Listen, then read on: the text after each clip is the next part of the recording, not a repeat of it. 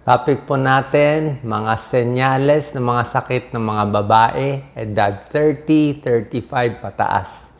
Okay? Ito mga 10 signs, babantayan natin to, mainly sa mga babae lang to. Okay? Iba kasi ang lalaki, iba ang mga babae, mayroong mga sakit na mas common sa mga kababaihan. Pwede rin actually ito sa mga 20 years old, pero kadalasan 30 and above. Tingnan natin ha. Number 1 out of 10 signs, masakit ang puson.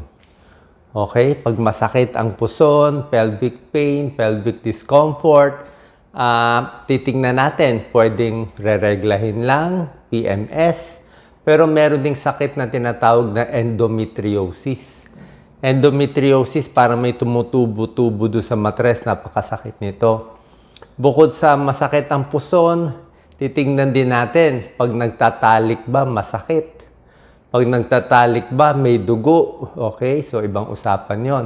Titingnan din natin ang discharge. Kung maraming discharge, may amoy, masangsang, may kulay, malapot na discharge, tapos may pelvic pain pa, baka may infection.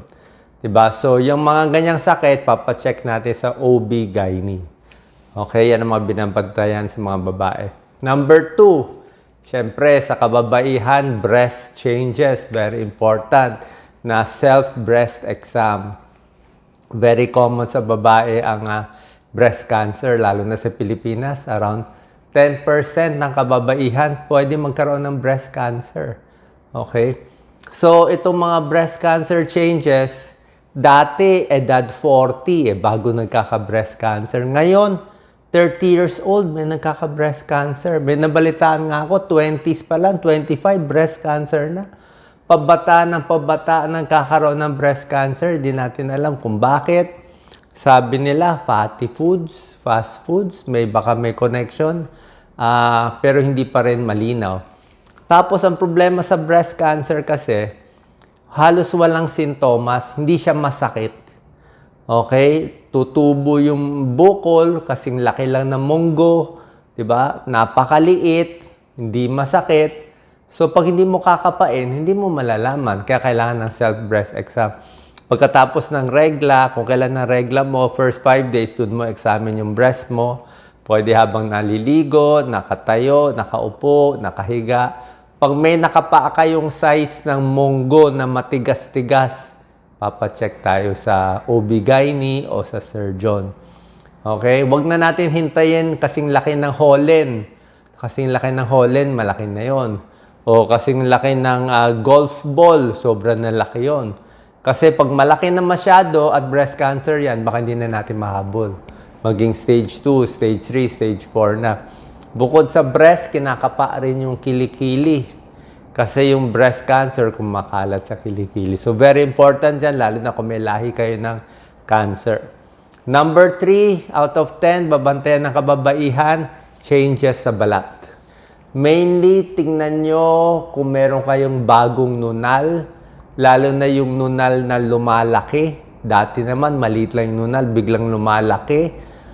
Nag-iiba yung kulay, lalo na yung maitim na nunal. Meron kasing mga tinatawag na breast cancer, na skin cancer na melanoma eh. Okay? Although hindi ganun ka-common ang melanoma sa Pilipinas, meron pa rin. Kaya kung maraming kayong mga nunal, wala namang masama, patanggal na lang. Di ba? Kaysa bantayan natin ng bantayan yung nunal, di mo alam anong mangyayari. Diba? Bukod doon, tingnan mo na rin yung balat mo. Baka may mga sugat, may mga varicose, pati kuko, biglang may diferensya. Meron din kasi nakikita sa mga kuko na merong kakaiba na lumalabas sa balat ninyo. May mga pasa-pasa, pa-check na rin natin sa dermatologist. Number 4, babantayan ng kababaihan. Ito, pang babae lang talaga to eh. Irregular menses. Okay? Either yung regla mo, sobra lakas, sobra tagal. Diba? Normally, ang regla, 3 days to 5 days. Kung regla mo, 7 days. Ang lakas-lakas ng regla. Minsan, may buo-buo pang dugo. Ibang usapan na yun. Diba? Pag buo-buo yung dugo, malakas ang regla mo, 7 days, baka maging anemic ka na. Baka may myoma. Diba? Ang myoma, nagbi-bleeding. Baka may ibang problema. Baka may hormonal changes. Kaya yung sobrang lakas ng mens, anemia ang binabantayan natin. Tsaka baka may bukol dun sa matres. Meron naman regla na masyado madalang, maiksi lang. Okay? O baka stress ka. O meron naman nawawalan ng regla. 1 month walang regla, 1 month may regla. O yung iba, 3 buwan, 4 na buwan walang regla. Hindi normal yon. Lalo na kung between 20 to 40 years old ka, dapat nga regular yung regla mo. So, papacheck up pa rin tayo. Pwedeng hormonal imbalance, pwedeng thyroid issue, nagloloko din yung regla sa thyroid issue, o baka may problema sa matres mismo. Papacheck natin. Number 5, nagbago ang timbang. Okay? Usually, mga babae edad 20 to 40, pwedeng tumataba eh. Diba? Tumataba, biglang bumibigat. So, pag bumibigat, pwedeng may thyroid problem, mayroong mga hypothyroid, tumataba, pwedeng maraming kinakain, pwedeng may diabetes, tumataba, pero pwede ring PCOS. Usually, yung nagiging overweight, tapos marami silang buhok dito sa parang bigote, di ba? Parang mga buhok din sa kamay, sa paa. Usually, sign din yan ng PCOS, Polycystic Ovarian Syndrome. So, binabantayan din natin yan. So, pinapacheck din natin sa OB-GYN. Tapos, binabantayan din natin, number 6, yung sobrang pagod. Okay? Bakit biglang napapagod, di ba? Or, okay lang mapagod minsan. Pero minsan, yung pagod connected sa kulang sa tulog. Baka sobra kang stress, kaya pagod ka. Pero isang common sa babae ay anemic.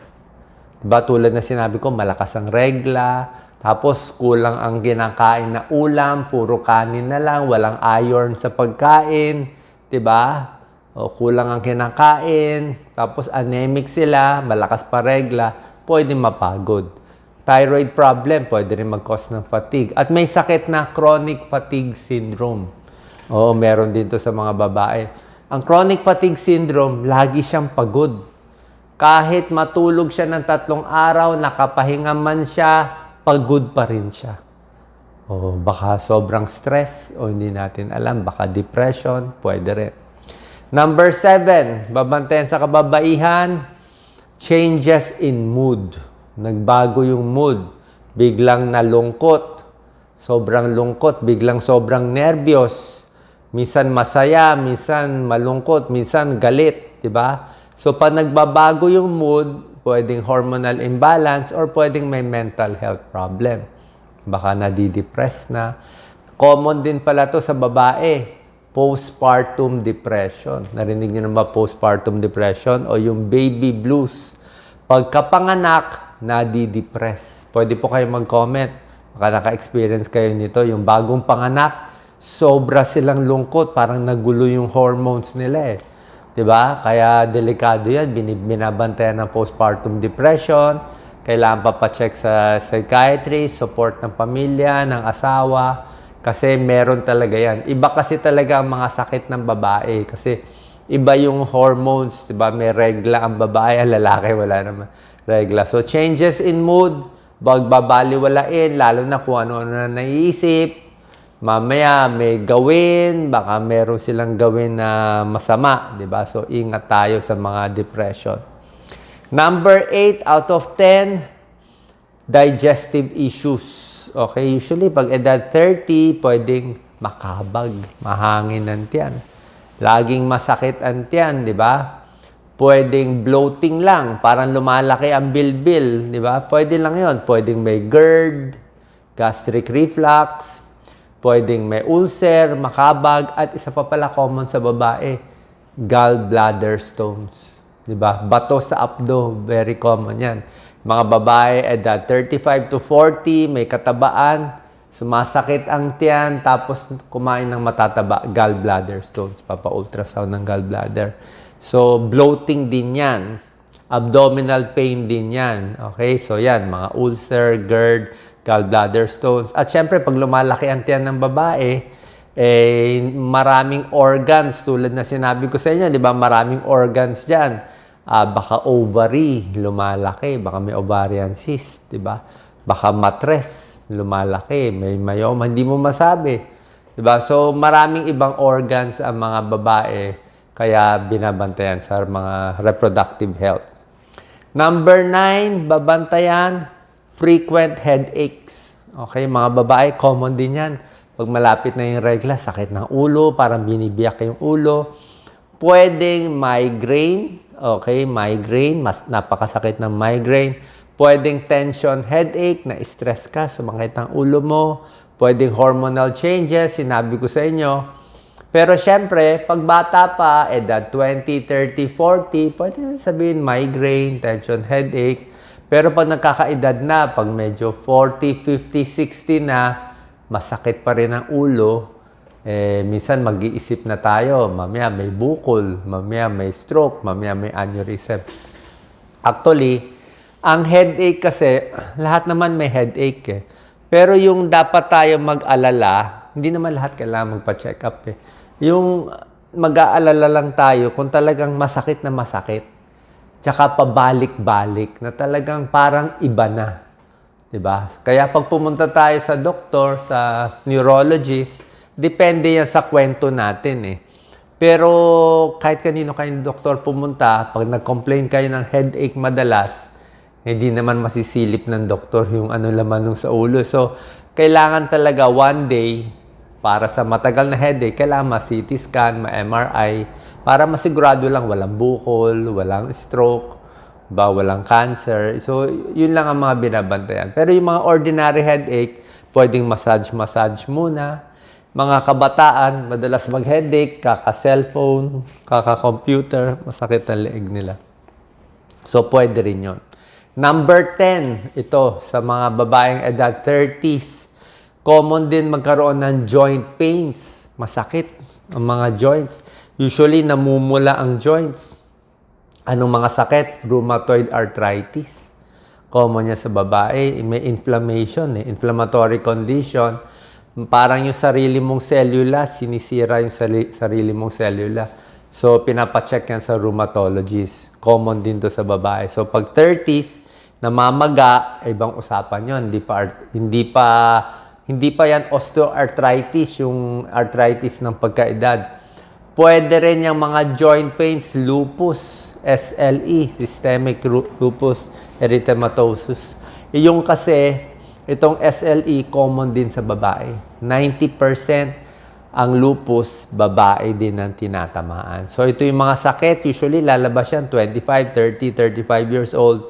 Kaya pag may joint pains ang babae, pinapacheck din sa rheumatologist. Okay? So, saan po nakatulong tong 10 warning signs? Nakita nyo, pambabae talaga to. Meron talagang mga sakit na common sa babae. Tulad ng sinabi ko nga, yung mga goiter. Kahit yung mga goiter, mas common din sa babae. Gallbladder stones, marami din sa mga babae. At syempre, yung mga iba, yung sa regla at sa breast talaga, pang babae lang talaga yan. Kasi nga, may menses sila eh. Ang mga lalaki, iba naman issue namin. Prostate, hindi makaihi, hirap umihi. Naku, prostate cancer, yan din ang problema ng mga kalalakihan. So, sana po nakatulong tong video. Hindi naman lahat delikado, pero at least napakita ko sa inyo. Kung meron kayong ganitong senyales, at sinabi ko sa inyo, kung duda kayo na baka merong ibang sakit, pa-check na tayo, diretso na tayo dun sa specialist. Kung sa derma, sa balat, dermatologist na tayo. Kung sa OB, diretso na tayo sa OB. O kung sa breast, pwede sa surgeon, pwede sa OB. O kung sa mga joint pain, pwede na sa rheumatologist. Diretso na tayo para siguro mas makakatipid din at mas maganda yung gamutan. Salamat po.